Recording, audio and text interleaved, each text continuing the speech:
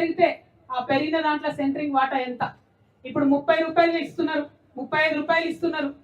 ఎక్కడన్నా కాంపిటీషన్ ఉన్న కాడ మనోళ్ళే ఒకరు 35 అంటే ఒకరు 32 అని చేసుకునే పరిస్థితి ఉంది, పని లేదు కాబట్టి. కాకపోతే మరి ఆ మేస్త్రీలకు కూర్చోబెట్టి 51 రూపాయలు అడుగుతున్నారు. అది వాజిబైన డిమాండే. ఖచ్చితంగా 51 రూపాయలు ఇవ్వాలని చెప్పి నేను ప్రభుత్వాన్ని డిమాండ్ చేస్తున్నా. మరి అది ఎప్పుడు సాధ్యమవుతుంది? మేస్త్రి చేతిలో మీ చుట్టుంటే సాధ్యం కాదు. ఎప్పుడు సాధ్యమవుతుంది?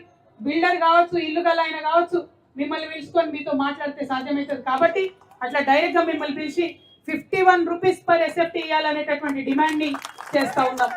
దాంతోపాటు ఇప్పుడు ఈఎస్ఐ కార్డు ఉన్నటువంటి వాళ్ళు ఏదన్నా ప్రమాదవశాత్తు మరణిస్తే 10 లక్షల రూపాయలు ఇస్తూ ఉన్నారు.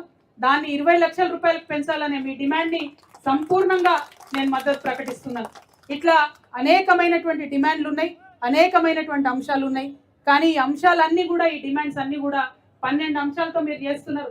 అన్నీ కూడా న్యాయబద్ధంగా ఉన్నాయి, ఏది కూడా తీసేయడానికి లేదు. ఇవాళ ఈ రాష్ట్రంలో తెలంగాణ రక్షణ సేన అనేటటువంటి పార్టీని పెట్టి నేను మీ ముందుకు వచ్చిన. నేను ఎక్కువ మాటలు చెప్పలే. ఏం చెప్పినా రేపటి నాడు తెలంగాణ రక్షణ సేన అధికారంలోకి వస్తే ఈ రాష్ట్రంలో ఉన్న ప్రతి ఒక్కరికి ఉచిత విద్య, ఉచిత వైద్యం రావాలనేటటువంటి ఆలోచనతో నేనున్నా. అది ప్రైవేట్లో చదువుకున్నా సరే, ప్రైవేట్ హాస్పిటల్లో చూపించుకున్నా సరే ఉచిత విద్య, ఉచిత వైద్యం ఉండాలని చెప్పి నేను అనుకుంటా ఉన్నా. దానికోసమే నేను పనిచేస్తా ఉన్నా.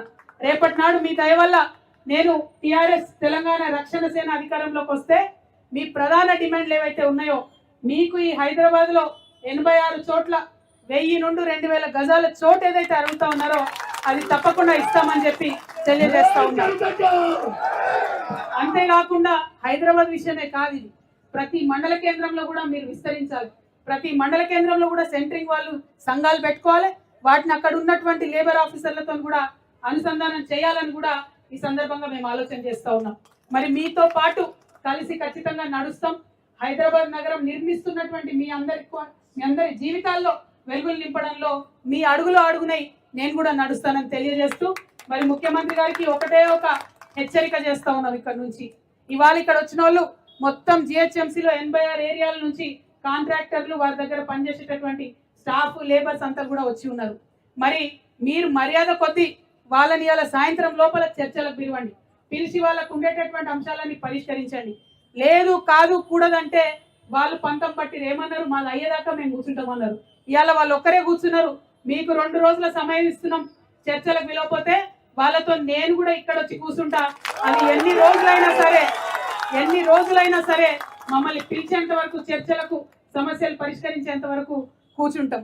ఇక అట్లా కాదు ఇట్లా కాదు లొల్లి పెడతాం, ఏం పట్టించుకోమని ముఖ్యమంత్రి గారు అనుకుంటే జిహెచ్ఎంసీ ఎన్నికలు తొందరలో వస్తున్నాయి బిడ్డ, కర్రు కాల్చి వాత పెడతారు మా సెంట్రింగ్ కార్యకర్తలను కూడా ఈ సందర్భంగా తెలియజేస్తూ, మళ్ళొకసారి మరి ఇక్కడ ఇంత పెద్ద ఎత్తున పాల్గొన్నటువంటి సెంట్రింగ్ మిత్రులకు, దీక్ష చేస్తున్నటువంటి మా అన్నలకు అందరికీ కూడా విజ్ఞప్తి, పోరాడితేనే ఖచ్చితంగా ఫలితం వస్తుంది, పోరాడితేనే ఖచ్చితంగా గెలుపు వస్తుంది.